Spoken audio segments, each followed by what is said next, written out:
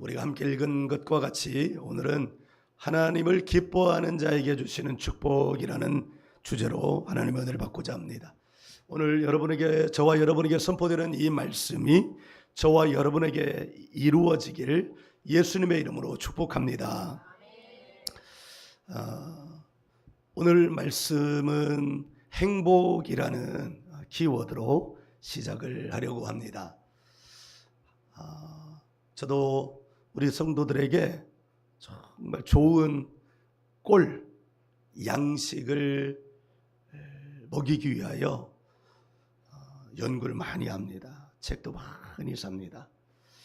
오래전에 행복이라는 키워드를 가지고 책을 여러 권 사서 읽었었는데 그 가운데는 인본주의적 가치관을 가지고 쓴 책도 있습니다. 그 책의 시작은 이렇게 시작하는 거예요. 사람은 동물이다. 그런 관점으로 사람에게서 행복의 조건들을 찾아가는 거예요. 다른 책들은 신본주의적 관점에서 행복을 찾아가는 책이 있는데 제가 지금 소개해드리려고 하는 책이 바로 그 책입니다. 하임 샤피라라는 이스라엘 랍비 목회자 정도 되는 거죠. 이분은 본래 수학자예요. 수학의 학문을 통해서 연구하는 학자인데 이분은 그 수학이라는 학문을 기초로 해서 인생 전반에 관한 강연을 하는 분입니다. 특히 그의 행복론은 아주 유명한데 그분의 행복론 강의를 모아서 낸 책이 행복이란 무엇인가입니다. 그분이 책을 쭉 써가면서 그의 마지막에 인간에게는 두 가지 삶의 길이 있다고 정리를 합니다. 하나는 자연의 길, 그리고 다른 하나는 은총의 길이라고 합니다. 자연의 길이란 무엇인가? 자기의 타고난 성향을 따르는 길을 자연의 길이라고 이렇게 이름을 붙였습니다. 그리고 그는 이렇게 말합니다. 자연의 길은 타고난 성향을 따르는 길인데 이 길을 따라 사는 것은 바람직하지 않다고 말합니다. 은총의 길은 사랑과 공감함으로 모든 사물을 있는 그대로 받아들이는 것을 말합니다. 그런데 여기서 우리가 주의해서 인지해야 할 것은 사물을 있는 그대로 받아들인다는 표현입니다. 이것은 무엇을 의미하느냐면 창조된 모든 것에 대하여 감탄하고 감사함으로 자신의 존재를 표현하는 것입니다. 자연의 길과 은총의 길은 살아가는 삶의 내용이 완전히 다르다는 것을 이 표현으로 알 수 있습니다. 샤피라는 이렇게 설명하면서 자연의 길과 은총의 길에는 치열한 투쟁이 있다고 말합니다. 자연의 길과 은총의 길 사이에서 일어나는 투쟁은 선과 악이 투쟁하고 사랑과 절망이 투쟁하고 사단과 하나님이 투쟁한다고 말합니다. 자연의 길은 필연적으로 타고난 성향을 따르게 되는데 자연의 길을 따르면 필연적으로 절망이 이긴다고 말합니다. 반면에 은총의 길을 따르면 사랑이 이긴다고 말합니다. 절망이 이기는 삶을 바꾸지 않고 계속해서 그 길을 살아가면 결국은 그 사람은 자연의 길 위에 놓여가는 인생, 그래서 뭐가 반복이 돼요? 절망이 반복이 되는 거예요. 결국 은총의 길 위에 놓여져가는 인생을 살아가면 그 안에서 뭐가 반복이 된다는 거예요? 사랑이 반복이 된다는 거예요. 사랑이 이기니까 은총의 길 위에 놓여지고, 은총의 길 위에 놓여지니까 사랑이 또 이기고, 사랑이 이기니까 또 은총이 길 위에 놓여지고, 반대로 본성 성향을 따라가면 자연의 길 위에 놓여지고, 그러면 절망이 이기고, 절망이 이기면 자연의 길 위에 놓여지고, 이것이 반복이 되어져 가는 거예요. 사람의 길이 이렇게 달라진다고 말합니다. 그러면 행복은 어디에서 오는가? 행복은 그 사람이 어느 길 위에 있을 때 오는가? 샤피라는 이렇게 단언합니다. 우리가 찾는 행복은 은총의 길 위에서 은총의 순간을 맞이하며 사랑의 삶을 살아갈 때 행복이 찾아온다. 이렇게 말합니다. 사랑하는 여러분, 여기서 질문 하나 함께 나누고 이어가 보도록 하죠. 여러분은 지금 자연의 길 위에 있습니까? 아니면 은총의 길 위에 있습니까? 오늘 말씀을 들어가며 듣고 여러분이 어느 길 위에 있는지 확인해 보시고, 만일 그 길을 바꿔야 될 필요가 있다면 오늘을 기점으로 해서 그 길이 바뀌어지는 은혜가 있기를 간절히 바랍니다. 아멘. 시편 1편은 에세르라는 말로 시작합니다. 이 에세르라는 말은 행복, 복, 지복. 이 지복이라는 말은 행복에 이르는 상태라는 말입니다. 그러니까 시편 1편은 이렇게 돌아가지 않습니다. 여러분, 우리가 알아야 할 것이 있습니다. 하나님은 말씀으로 우리에게 하나님의 뜻을 가르쳐 주시고 우리가 갈 길을 가리켜 주시는데, 하나님은 돌려서 말씀하지 않습니다. 하나님은 직진, 있는 그대로 사람이 알아듣게 말씀하신다는 것을 여러분 알기를 간절히 바랍니다.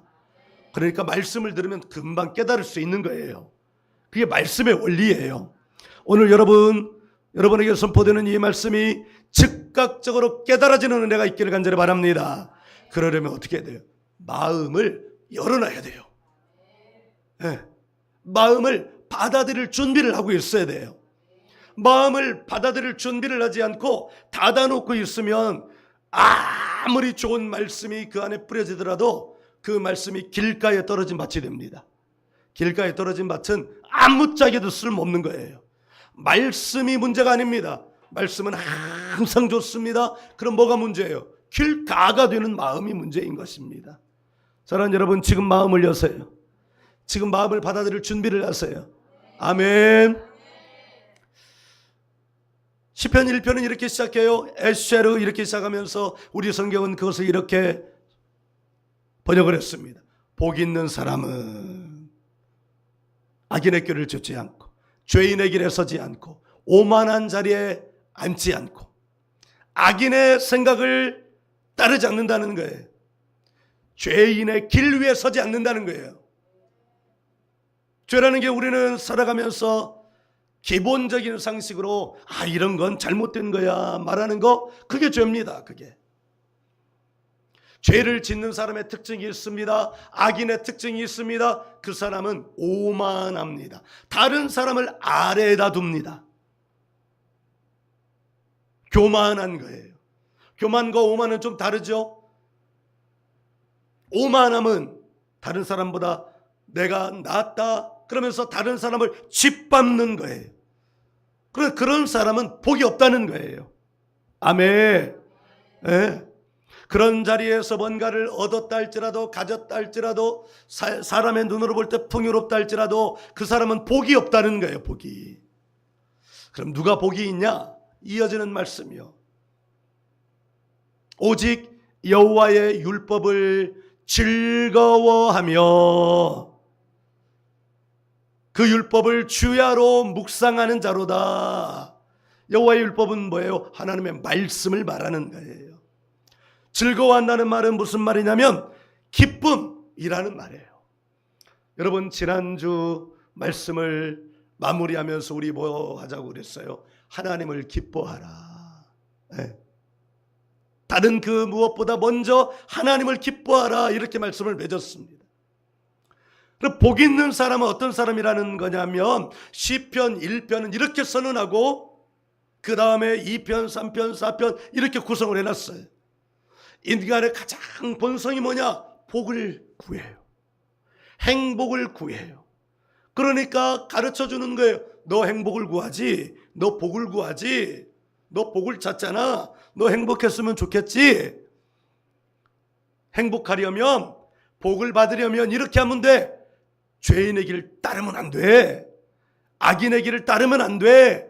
오만한 사람의 삶을 살면 안 돼. 대신 여호와의 율법은 하나님의 말씀을 의미하는 거예요. 하나님의 말씀을 즐거워한다, 이 이야기는 누구를 즐거워한다는 거예요? 기뻐한다는 거예요? 하나님을 기뻐한다는 거예요.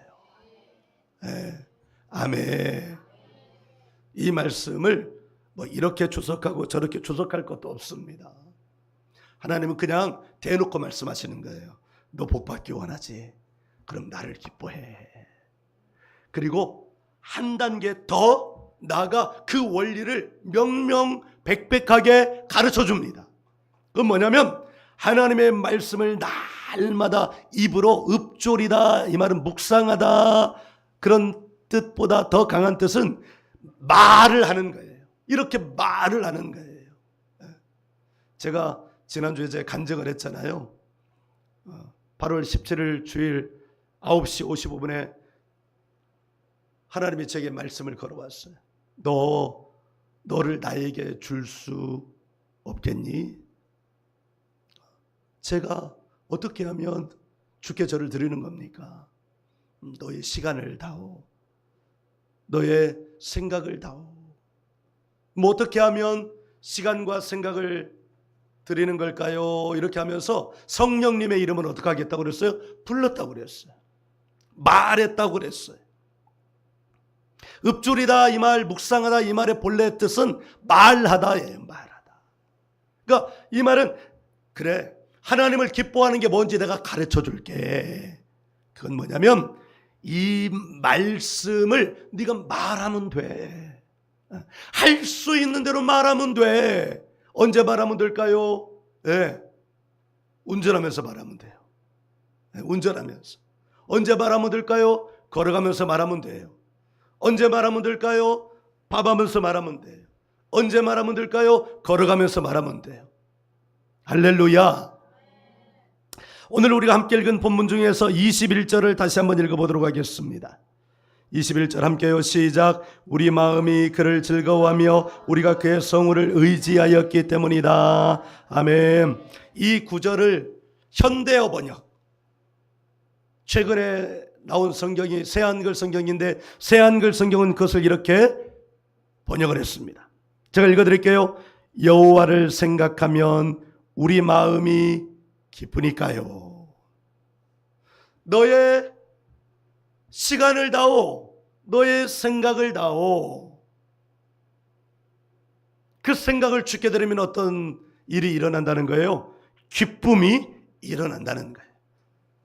반대로 이것을 표현하면 네가 여호와를 생각하면서 내가 하나님을 생각하면서 하나님을 어떻게 하라는 거예요? 기뻐하라는 거예요.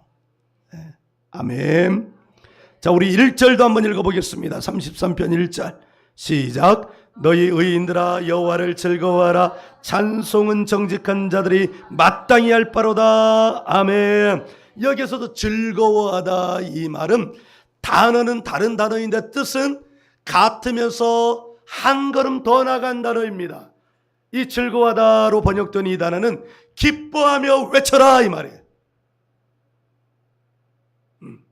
하나님의 이름을 주여 주여 주여 외치란 말입니다. 네. 집에 있을 때 사무실에서 외치면 이상하게 생각하니까 사무실에서는 절제를 해야 되겠죠. 그러나 출근할 때, 지하철 타러 갈 때 외치는 만큼 외치는 거예요. 운전할 때 외치는 만큼 외치는 거예요. 더 크게 외치고 싶으면 교회에 와서 외치는 거예요. 가장 좋은 외침의 장소는 바로 여기죠. 시편 33편을 종합하면 그래서 이렇게 할 수 있습니다. 1절이 맨 처음이고 21절이 마지막이고 22절은 1절과 21절을 다 모아가지고 어떻게 표현하는 거냐면 기도하는 거예요. 하나님, 우리가 주께 바라는 대로 주의 인자하심을 우리에게 베풀어 주세요. 어떻게 하는 대로? 우리가 주께 바라는 대로. 기도가 뭐예요? 우리가 주께 바라는 것을 말하는 거잖아요. 그러니까 내가 하나님을 기뻐하겠습니다.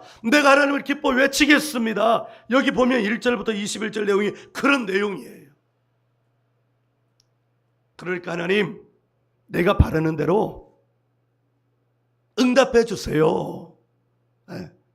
그러니까 이 말은 무슨 말이냐면 이거를 정의하면 이런 거예요. 하나님, 내가 하나님을 기뻐할게요. 내가 하나님을 기뻐해요. 내가 하나님을 좋아해요. 내게는 하나님뿐이에요. 나는 하나님을 생각할 때마다 너무 좋아서 죽을 지경이에요. 너무너무 좋아요. 네? 여러분, 우리 관계 안에서도 그런 거 아니에요? 네. 자녀가 아빠를 보면, 엄마를 보면 너무 좋겠다는 거예요. 너무 기쁘다는 거예요. 그러면 그 녀석이 뭘 원하는지 말하기도 전에 어떻게 하나요? 네. 아빠가 주고 싶은 거 주는 거예요. 엄마가 주고 싶은 거 주는 거예요. 할렐루야. 그런데 있잖아요, 자식이 와가지고 엄마 앞에서 인상이나 쓰고 아빠 앞에서 뭐요? 뭐 이렇게 하면 이게 주려고 준비했다가도 어떻게 해요? 이게 나오려다가 그 얼굴 보면 어떻게 해? 아우, 새끼, 저것도 내 새끼라고 하면서 어떻게 해요? 집어넣는 거예요. 집어넣는 거예요. 이게 시편 33편의 이 기도하는 이 기자는 그러니까 너무너무 하나님을 잘 아는 거예요. 아멘. 여러분도 이 33편에 기도하는 이 기도의 사람처럼 여러분도 이렇게 기도하기를 바랍니다. 하나님이 좋아 죽겠어요. 하나님이 좋아 미치겠어요. 뭐 죽거나 미치면 안 되지만 우리가 할 수 있는 최고의 표현 아니에요? 나는 오직 하나님뿐이에요. 네? 그래서 하나님 뭐 이렇게 흥얼거리고 노래하고 그러면 하나님께서 그 사람을 볼 때 어떻게 바라보시겠어요? 야, 정말 갑자기 뭐 이거 큰 걸 주면은 놀라 자빠지니까 갑자기 큰 것은 안 주겠지만 하나님이 어떻게 하시는 거예요? 그때부터 어떻게 길을 열어주시는 거예요. 네. 엘리야가 아합 왕에게 나가서 갈멜산에서 그 놀라운 싸움을 하고 그러니까 비가 올 것이라고 얘기했어요. 비를 내려주세요 하면 갑자기 내리는 비는 없습니다. 어떤 비가 있어요? 저 멀리서 작은 구름 같은 걸 보여주는 거예요. 할렐루야. 하나님이 우리에게 응답해 주시는 길은 작은 구름처럼 아주 작은 길부터 넓은 길까지 열어주신다는 것을 여러분 알기를 간절히 바랍니다. 우리는 살아가면서 행복하기를 원해요. 그러면서 행복하기 위한 조건을 찾죠. 대개 사람들이 찾는 행복의 조건은 뭡니까? 대개 사람들이 나는 뭐만 있으면 행복할 거야, 돈만 있으면 행복할 거라고 말합니다. 그러나 여러분, 돈만 있으면 행복하지 않습니다. 그러면 세상의 재벌들이 스스로 목숨을 끊는 사람들이 없어야 할 것 아닙니까? 그것만 보아도 돈만 있으면 나는 행복할 거야 라는 이 생각은 진짜가 아닙니다. 진실이 아닙니다. 돈은 우리의 행복의 조건이 될 수 없습니다. 난 큰 집을 가지고 싶어. 그러면 행복할 거야. 그러면 여러분, 큰 집을 가진 사람의 사고가 나거나 가정에 문제가 생기거나 없어야 할 것입니다. 그런데 여러분, 우리가 뉴스를 들어보면 큰 집을 가진 사람들 사이에서 큰 사건 사고가 있는 것을 볼 수 있습니다. 큰 집은 우리에게 행복의 조건이 아닙니다. 이와 같이 사람들이 그걸 가지고 있으면 행복할 거야 라고 말하는 그런 것들은 행복의 조건이 아니라는 것을 여러분 알기를 간절히 바랍니다. 여러분, 그렇다면 뭐가 행복의 조건일까요? 우리나라가 가난할 때 우리나라 교회가 무진장이 부흥했습니다. 엄청나게 부흥을 했습니다. 세계 교회가 한국 교회를 연구해야 된다고 했습니다. 왜 그랬을까요? 우리의 삶이 너무 힘들었기 때문입니다.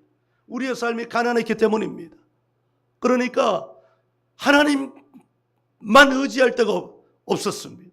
그래서 우리나라 곳곳에 이런 데는 노는 땅이 없잖아요. 옛날에는 노는 땅이 많아서 거기에다가 천막을 세우고 교회를 시작하면 사람들이 다 몰려듭니다. 왜? 사람을 의지해봐야 길이 보이지 않고 신이라도 찾아야, 하나님이라도 찾아야 자기의 길이 열릴 것 같으니까 찾아오는 거예요, 교회에. 그래서 교회 와서 부르짖었습니다.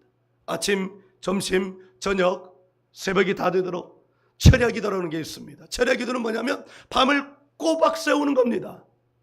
근데 오늘날 어떻게 해요? 철야기도 해놓고 1시간 반, 2시간 반 기도하고 가는 게 우리는 철야기도라고 말하는데, 철야기도는 밤을 꼬박 세우는 거예요. 그렇게 기도했습니다. 살려달라고 기도했습니다. 우리 옛날 예배당들은 다 마룻바닥이었습니다. 아직도 그때에 남아있는 마룻바닥 교회는요, 바닥이 꺼져 있는 교회들 바닥들이 많습니다. 눈물 자국으로 시커매진 바닥들이 많습니다. 거기 무릎을 꿇고 기도했어요. 자기 자리, 항상 앉는 자리 거기 앉아서 무릎을 꿇고 울면서 기도했습니다. 무릎 꿇은 자리가 들어가요. 눈물 흘린 자가 들어가요. 그렇게 기도했습니다. 그래서 하나님이 우리나라에 이렇게 큰 복을 내려주신 겁니다. 그런데 언제부터 교회가 부흥이 멈추고 쇠퇴하기 시작했습니다. 언제부터일까요? 우리나라가 부자 나라가 된다. 1990년대 이후로 우리의 교회의 부흥이 꺼지기 시작했습니다. 그때에 가장 전환이 되는 포인트가 하나 있습니다. 이쁜 여배우가 나와가지고 눈사람 뒤에 있고 눈이 이렇게 내리고요, 산타 모자 쓰고 뭐라고 하냐면 여러분 부자 되세요. 여러분 이 광고 기억나세요? 이렇게 공식적으로 TV 광고에 부자 되라고, 돈 많이 가지라고 하는 이 광고가 나오는 그때를 기점으로 해서 한국 교회는 부흥이 쇠퇴가 됐습니다. 뭘 구했을까요? 물질을 구했기 때문입니다. 우리는 그런데 놀랍게도 그 물질이 구해지고 2000년대, 2010년대 우리나라 사회는 철저하게 물질주의적 사회가 되고 말았습니다. 배금주의적 사회가 되고 말았습니다. 교회에서도 오직 축복만을 구하는 교회가 되고 말았습니다. 가난한 자들은 교회에 갈 수 없는 교회가 되고 말았습니다. 어느 날 교회는 부자들의 교회만 되고 말았습니다. 부자들이 거기서 가난한 자들을 위하여 자기의 물질을 나눴으면 얼마나 좋았겠습니까만, 자기들의 배를 불리는 데만, 자기들의 교회를 키우는 데만 몰두했습니다. 하나님을 찾는 것 같았지만 사실은 돈을 찾았습니다. 가난할 때는 하나님을 찾는데 부자가 되니까 하나님을 버리게 되었습니다. 그런데 여러분, 성경에는 가난이라는 말이 많이 나옵니다. 팔복으로 유명한 마태복음 5장은 이렇게 시작합니다. 심령이 가난한 자는 복이 있나니 천국이 저희 것이며. 우리는 이 말씀을 잘 해석해야 합니다. 심령이라는 말은 원어로는 푸뉴마입니다. 그러니까 영이라는 말이에요. 그런데 거기에 거룩한이라는 말이 붙어 있지 않는 경우에는 그냥 거룩한을 내포하고 있는 거예요. 그러니까 푸뉴마 이렇게 했을 때는 그냥 영이 아니라 성령을 말하는 거예요. 가난한 자, 심령이 가난한 자는 이렇게 번역을 했지만, 이 가난한 이 말의 본래 뜻은 구걸하다입니다. 그래, 이것을 직역하면 이런 거예요. 성령을 구하는 자는, 원래 뜻대로 성령을 구걸하는 자는 간절해요? 간절하지 않아요? 간절합니다. 그러니까 성령을 구걸하는 자는, 성령을 구하는 자는 하나님의 나라가 어떻게 한다? 임한다. 누가복음에서 예수님은 이렇게 말씀합니다. 악한 자라 할지라도 자기 자식에게 좋은 것을 줄 알거든 하물며 하늘에 계신 너희 아버지가 성령을 구하는 자에게 너희에게 성령을 주시지 않겠느냐. 아멘. 예수님은 이것을 너무 잘하셨다. 당연히 예수님은 하나님의 마음을 누구보다 더 잘 아시죠. 이 땅에 있는 인간이 가장 구해야 될 것이 뭐냐? 뭘까요? 행복일까요? 돈일까요? 큰 집일까요? 부족함 없는 삶일까요? 아니요. 하나님은 사람이 하나님에게 가장 먼저 구하고 늘 구하고 최후까지 구하고 오직 구해야 할 것은 성령이라고 말씀하시는 겁니다. 아멘. 우리 오늘 말씀 18절을 보면 이렇게 시작합니다. 여호와를 경외하는 자. 여호와를 경외하는 자는 뭘 말하는 거예요? 하나님의 영을, 성령을 구하는 자입니다. 그 결과가 19절이에요. 19절 같이 읽어봅니다. 시작. 그들의 영혼을 사망에서 건지시며 그들이 굶주릴 때에 그들을 살리는 시는도다. 아멘. 여기 영혼이라고 번역된 말의 본래 뜻은 목숨입니다. 목숨. 그리고 이 목숨이라는 말에서 마음이라는 말도 나왔어요. 근데 마음이라는 말의 히브리어는 레바브입니다. 그러니까 이것은 레바브, 마음이라고 이걸 번역하면 안 되고 목숨이라고 번역을 해야 합니다. 그러니까 18절 하나님의 영 성령을 구하는 자는 하나님이 그의 목숨을 어떻게 한다? 건져내신다. 아멘. 건져내실 뿐만 아니라 그들이 굶주릴 때 가난할 때 그들을 살리시는도다. 사람이 살아나는 방법은 물질을 줘서 살아나지 않습니다. 집을 줘서 살아나지 않습니다.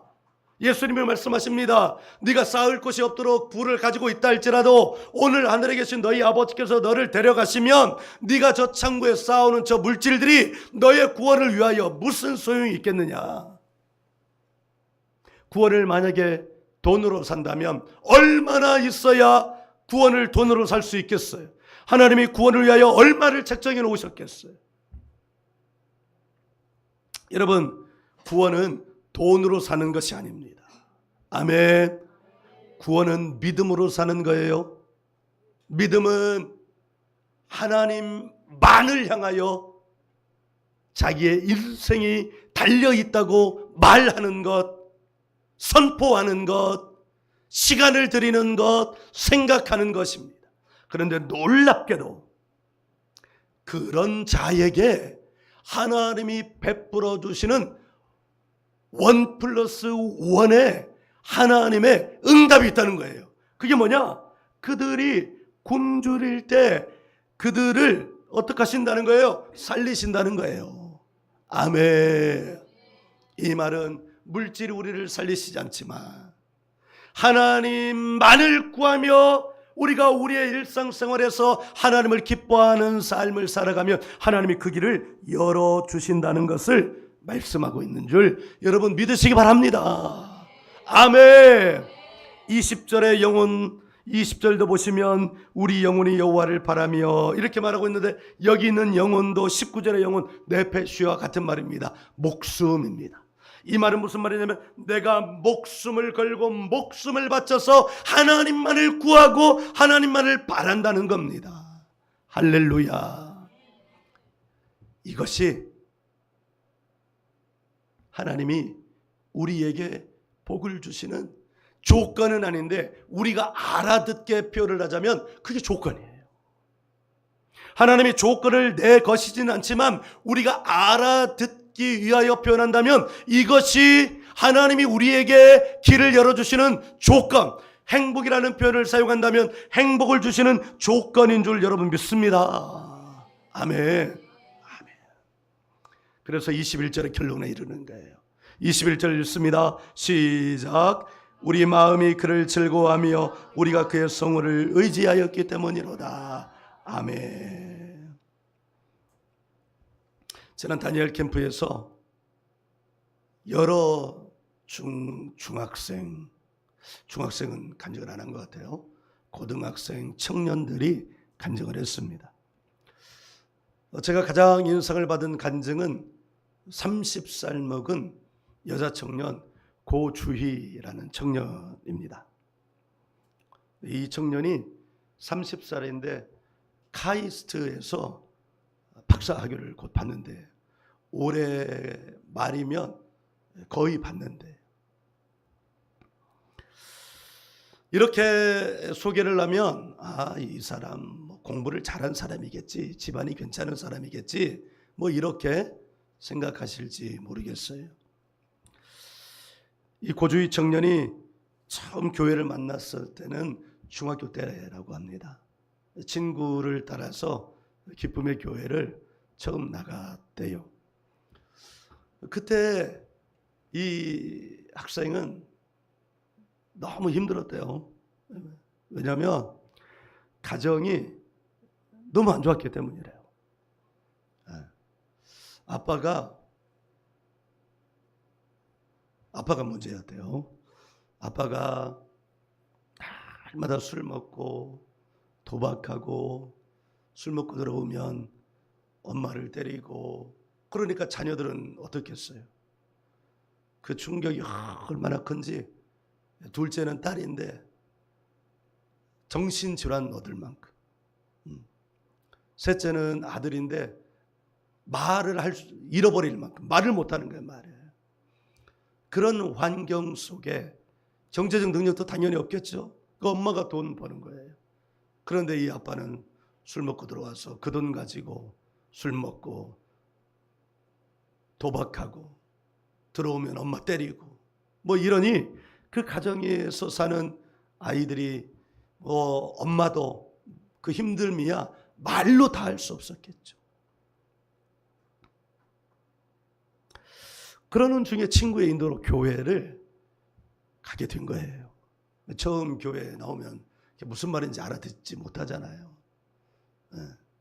근데 친구 따라서 교회에 오고, 또 캠프도, 그 다니엘 캠프도 하게 되고, 거기서 이제 예언도 받고, 그 교회는 성령의 은혜를 따라서 나가는 교회니까 또 목사님에게도, 거기에 하는 사역자들에게도 예언을 받고, 이렇게 생활을 하다가 어느 날부터 마음에 주일 예배도 가야 되겠다. 학생 예배만 거의 다녔는데 주일 예배도 다녀야 되겠다. 이러면서 주일 예배도 다닌 거예요. 그러니까 주일날이면 아침 일찍 나와가지고 교회에 하루 종일 있는 거예요.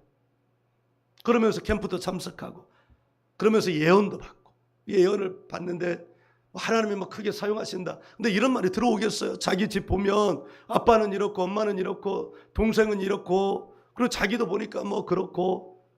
그런데 이 친구가 그러니까 그게 하나님 은혜예요. 자기는 교회를 떠나지 말아야 되겠다. 못 알아들어도 그냥 나는 교회에 있어야 되겠다, 이렇게 마음을 먹었다는 거예요. 그러면서 은혜를 받고 캠프를 통해서 예언도 받고 하면서 자기가 그 예언을 통해서 비전을 갖게 된 거예요. 근데 그 비전이 난 박사 될 거야, 나는 교수 될 거야, 그때 그런 비전이 아니라 이런 비전을 세웠어요. 하나님과 교회에 유익한 사람이 되어야 되겠다. 그게 중학교 때 자기가 이렇게 말씀의 은혜를 받고 캠프를 다니고, 그리고 예언을 받으면서 자기가 그것들을 통해서 받은 은혜를 가지고 자기가 세운 비전이에요. 그리고 그렇게 해서 고등학교 올라갔어요. 고등학교 올라갔는데 이제 그렇게 다니면서 마음이 좀 안정이 된 거예요. 여전히 조건은 안 좋아. 아빠도 그렇고 엄마도 그렇고 동생들 보면 얼마나 그렇겠어요. 그런데 그렇게 해서 이제 고등학교 올라갔는데, 올라가면서 공부를 하는데 자기가 수학과 과학을 재미있어 한다는 걸 아는 거예요. 그래서 수학과 과학을 열심히 재밌게 풀었대요. 그런데 가정 형편이 그러니까 어디 누구에게 지원을 받을 수가 없잖아요. 그런데 참 여러분, 하늘은 스스로 돕는 자를 돕는다고요. 그렇게 열심히 공부를 하니까 누가 그 모습을 지켜봤겠어요? 선생님이요. 담임 선생님이요. 참 좋은 선생님 만난 거예요. 그 담임 선생님이 문제집을 구해다가 그 친구에게 계속 지원을 한 거예요. 그래가지고 그거를 열심히 공부한 거예요. 그러면서 자기가 수학과 과학을 재미있어 한다는 걸 알면서 그 비전을 조금 더 구체화한 거예요. 아, 나는 대학을 이공계로 가야 되겠다. 그러면서 고1, 고2, 고3을 공부를 해가지고요. 근데 이렇게 공부를 하니까 성적이 계속 높아지는 거예요. 가정 형편은요. 가정 형편은. 네. 그래가지고요. 대학을 갔는데 대학을 어디 간 줄 아세요, 여러분? 서강대 기계공학과에 입학했대. 할렐루야. 기적, 이 정도만 해도 기적이 일어난 거 아닙니까? 그리고 계속해서 교회를 다니고 은혜를 받고 대학을 가서 이제 더 꿈이 구체화가 되는 거예요. 보니까 대학생들이 엉망으로 사는 거예요. 대학 문화, 서강대는 신촌에 있잖아요. 신촌 문화는, 대학가의 문화는 말로 표현할 수 없어요. 신입생 환영회 때부터 술 처먹고, 많이 거칠어졌어요. 술을 많이 드시고, 인사불성으로 드시고, 그러다 사고가 나서 목숨을 잃는 친구도 있고. 근데 이 친구는 올라가서 자기 마음을 결심하고 나는 술을 안 먹습니다. 선배들이 줘도 안 먹고 교수들이 줘도 안 먹고, 그러면서 비전을 더 구체화했는데, 이런 청년 문화 속에서 청년들에게 영향을 미치는 일을 했으면 좋겠다. 그러면서 이렇게 돌아보니까 한 교수님을 알게 됐는데, 그 교수님을 보니까 크리스찬 교수님으로서 학생들에게 선한 영향력을 미치고 있다는 것을 보게 되면서, 나도 저 교수님처럼 학생들에게 선한 영향력을 미치는 교수가 되었으면 좋겠다. 그렇게 비전을 정하고 공부를 해서 학부를 졸업하고 카이스트 석사, 박사 통합과정 들어가면서 이제 올해 박사과정을 마치고 나면 어느 길로 들어설 수 있을까요? 학자의 길로 들어서면서 교수의 길로 가는 것은 그리 어렵지 않게 되는 것이에요. 몇 년 만에 이 길이 이루어진 거예요. 중학교 2학년 때부터 시작했다면 30살이 됐으니까 무려 15년 동안 점점 하나님의 은혜, 예언의 말씀을 붙들고 그 길에서 멀어지지 않고 계속해서 그 길 위에서 하나님을 기뻐하면서 자신의 삶을 세워갔더니 15년 전이라면 생각조차도 할 수 없는 카이스트 박사요, 교수를 앞둔 전도 유망한 젊은 학자가 한 사람이 탄생이 되는 거예요. 할렐루야. 정신질환까지 가서 너무 고통스러웠던 여동생은 치유되고 회복돼서 지금은 사회복지사로, 자기처럼 어려웠던 청소년들을 위한 그런 일을 하고 있대요.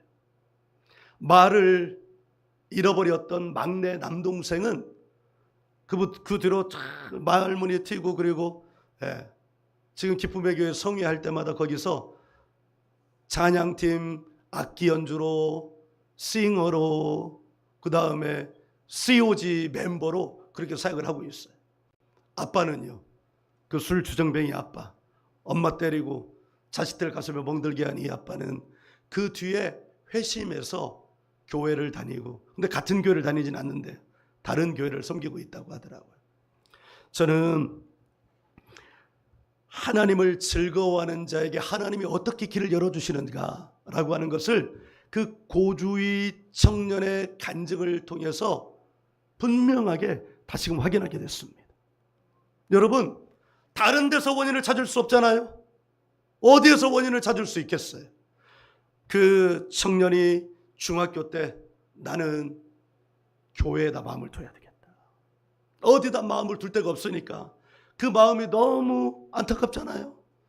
아빠한테 마음을 두지도 못하고 엄마한테 마음을 두지도 못하고 학교에도 마음을 두지도 못하고 친구들에게도 마음을 두지도 못해. 어디다 마음을 둘 데도 없는데 어떻게 친구의 도움을 따라서 교회에 왔는데 자기 마음에 그런 결심을 한 거예요. 정말 사람이 결심을 할 때 어떤 결심을 하느냐가 참 중요한 것 같아요. 최고의 결심을 한 거예요. 나는 교회를 다니는 사람이 되어야 되겠다. 그래서 교회를 다니는 거예요. 마음은 여전히 어떻겠어요? 마음은 여전히 괴로웠겠죠. 교회를 다닌 거예요. 근데 어느 날부터 말씀이 들리기 시작하고 자기가 찬양을 할 수 있게 되고, 그러면서 은혜가 들어오니까 어떻게 누가 은혜를 부어줬겠어요? 하나님이 은혜를 부어주시는 거예요. 하나님을 찾는 자에게 하나님은 은혜를 부어주시는 줄 믿으시기 바랍니다. 그게 손바닥만한 구름도 아니고요. 손바닥만한 구름은 도리어 크죠. 아예 보이지도 않는 구름 같은 거예요.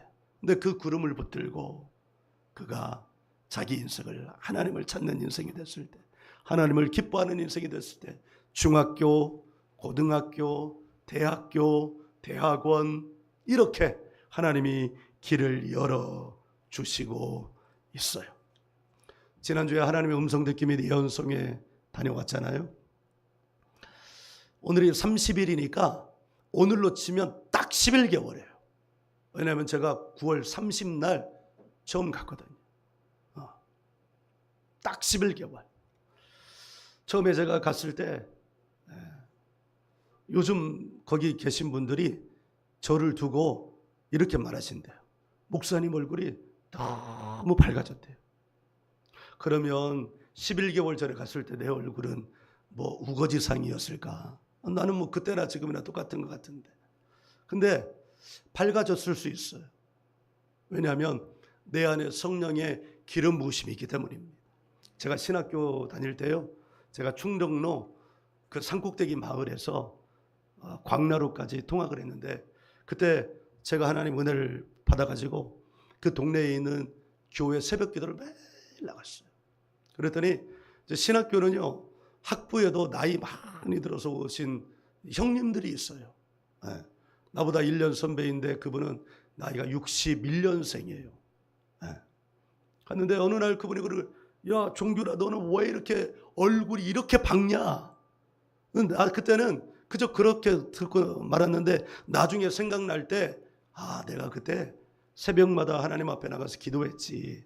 내 얼굴이 밝아질 이유는 그거밖에 없었어요. 그래, 11개월 이렇게 매월 갔잖아요. 여러분들은 어떻게 생각하셨나 모르겠어요. 도대체 목사님은 매월 무슨 돈이 있다고 저렇게 다니시나? 어떻게든 갔어요. 매월 갔어요. 포기하지 않고, 중간에 포기하지 않고 갔어요. 그런데 놀랍게도 기름이 말라서 간 저에게 첫날 예언을 받을 때 그랬어요. 당신이 여기 온 것은 당신이 원해서가 아니라 성령께서 당신을 부르셔서 왔다. 저는 그 말씀을 믿어요. 기름이 말랐다고 그랬거든요. 근데 11개월 다니면서 이렇게 기름이 차오르면서 지난 2월 달부터 8월 달까지 6개월이 지났잖아요. 여러분, 6개월 동안 제가 강단에 올라가서 공개치유 예언 2번 받았죠. 조유성 교사님 1번 올라갔죠. 우리 친구들 1번, 2번 올라갔죠. 그리고 우리가 전체가 강단에 올라갔죠. 강단에 올라가는 게 중요한 이유는 강단에 기름 부으심이 있기 때문이에요. 그런데 이번에도요, 2번이나 우리가 올라갔어요. 한 번은 이미희 전도사님, 조유성 교사님이 올라가서 간증하시고요. 마지막으로 8번째는 제가 올라갔는데요, 셋째 날 마지막 집회하기 전에 이종선 목사님이 갑자기 저를 불러 올리시더라고요. 다음 세대 사역을 정말 열심히 하는 분이 여기 계시는데, 이미희 전도사님을 여기다가 오게 하고 다음 세대 사역을 열심히 하는 목사님이 계신데, 우리 김중균 목사님 한번 강단 위로 올라오시죠. 제가 우리 목사님을 밀어드려야 되겠다는 마음을 받았다는 거예요. 절벽에서 밀어드리는 게 아니고, 내가 밀어줘야겠어 이렇게 말하는 거 있잖아요. 당신이 내가 김종균 목사님을 밀어드려야 되겠다는 마음을 받았다는 거예요. 그래서 학교 소개를 하라는 거예요. 지난번에도 올라가가지고 갑자기 불러 올라가서 횡설수설했는데, 이번에도 올라갈 것만 같은 예상이 들긴 했지만 이런 식으로 올라갈 거라는 건 몰랐거든요. 그래도 그때부터 이제 마음에 준비해 놓은 것이 있기 때문에 준비해 놓은 것을 그대로 말했습니다. 할렐루야. 여러분, 제가 말씀드리는 것은, 제가 11개월 다녔는데요, 협력 사역자들의 사역과 교회를 소개하는 일 외에 비협력 사역자들, 여기에는 이 성회를, 제가 이번에 만난 목사님 한 분 계시는데 그분은 10년을 다녔대요. 10년. 어떤 분은 2년, 어떤 분은 5년, 어떤 분은 10년 이렇게 다녔는데 한 번도 보지 못했어요. 비협력 사역자들을 강단으로 불러 올려서 교회와 사역을 소개하는 것은 한 번도 보지 못했습니다. 그런데 여러분, 6개월 동안이나 8번 올라가고 8번째 직접 학교를, 교회를 소개하라는 소개를 받은 건 제가 처음이에요. 여기 8이라는 숫자가 중요합니다. 여기 성경에서 제8일에 어떤 일이 일어났어요. 첫째 날, 둘째 날, 셋째 날, 넷째 날, 다섯째 날, 여섯째 날하고 일곱째 날 안식일이잖아요. 예수님이 언제 돌아가셨어요? 6월절에 돌아가셨어요. 그리고 부활하신 날이 언제? 안식 후 첫날이에요. 8일. 기독교 전통에서는 이 8이라는 숫자를 어떤 숫자로 여기느냐면 부활의 숫자로 여겨요. 그래서 부활의 날을 제8일이라고 불러요. 그러니까 8번째 제가 올라가서 학교와 교회 소개를 한 거예요. 그런데 우리 교회 이름이 뭡니까? The Risen Church예요. The Risen은 부활이요. 그 리전 앞에 더를 붙이면 부활한 사람들이라는 뜻이에요. 우리 교회 이름이 2년 전에 바뀌어졌잖아요. 2년 6개월 전에 바뀌어졌어요. 그리고 2년 6개월이 지난 지금 하나님께서는 우리에게 길을 이렇게 열어주신다는 것을 여러분들이 알기를 간절히 바랍니다. 갑자기 막 폭포수처럼 부어주시면 우리가 감당을 못합니다.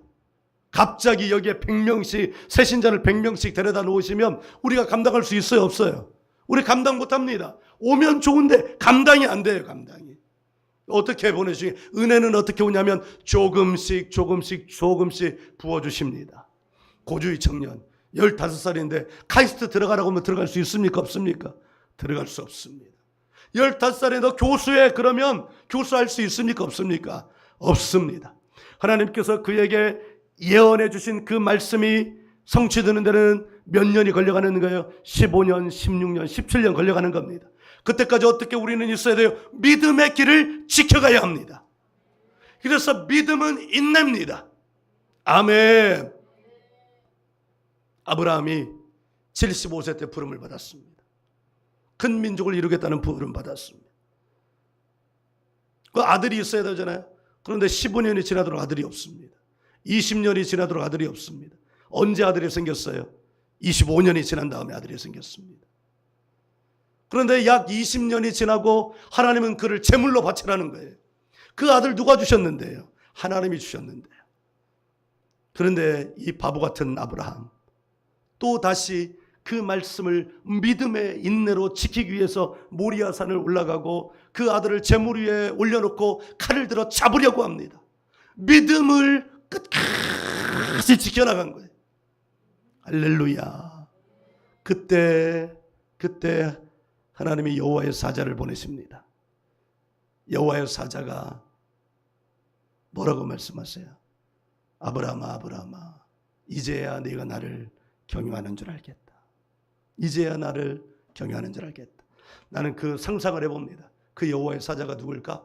저는 예수님이라고 생각합니다. 상상하는 거예요. 또 이렇게 말하면 안 돼. 그 여호와의 사자인데 모리아산에 그 아브라함을 말리는 게 여호와의 사자인데 김종균 목사는 그 여호와의 사자가 예수님이라고 그랬다. 막 이렇게 그것만 얘기하면 막 이단이라고 그러니까 안 돼요. 내 상상하기에 내 상상에 가장 중요한 때잖아요. 가장 중요한 때. 여러분, 한 기업의 회장이 가장 중요한 비즈니스적 결정을 할 때 자기가 못 가면 누구를 보내겠어요? 자기가 가장 신뢰하는 사람을 보내지 않겠어요? 하나님의 가장 신뢰하는 이가 누구예요? 예수님 아니겠어요? 그리고 거기서 믿음의 인정을 받습니다. 사랑하는 여러분, 지금 여러분의 삶이 어디로 가야 할지 알 바를 모른다면 주님을 기뻐하시는 것부터 시작하시기를 예수님의 이름으로 축복합니다. 처음부터 당장 이루어지는 것은 내가 감당할 수 없어요. 어느 날 갑자기 돈이 수십억이 떨어진다면 여러분 그것은 축복일까요? 저주일까요? 그건 저주입니다. 그건 축복이 아닙니다. 하나님은 우리를 복된 길로 인도해 주길 원하십니다. 하나님은 저 손바닥만한 구름을 보면서 저게 뭐야? 손바닥만한 저게 뭐야? 이왕 은혜를 주시려거든 비를 주려거든 지금 당장 소나기 같은 비를 내려주셔야지 저게 뭐야? 라고 하면서 저거를 무시해버리면 하나님의 축복이 더 이상 열려지지 않습니다. 그러나 작은 손바닥만한 구름을 보면서도 하나님 저 구름이 비구름이 되기를 원합니다. 이렇게 기도하면서 믿음의 인내를 지킨다면 어떻게 지킨다면 7번이나 계속해서 확인하면서 지킨다면 하나님은 그 7번 완전한 인내를 통해서 하나님이 예비하신 놀라운 하나님이 상상할 수 없는 내가 상상할 수 없는 놀라운 축복을 허락해 주시는 하나님이신 줄 저는 믿습니다. 이것이 하나님을 기뻐하는 자에게 주시는 축복입니다. 아멘. 여러분 우리 함께 하나님을 기뻐하는 저와 여러분 되기를 예수님의 이름으로 축복합니다. 아멘.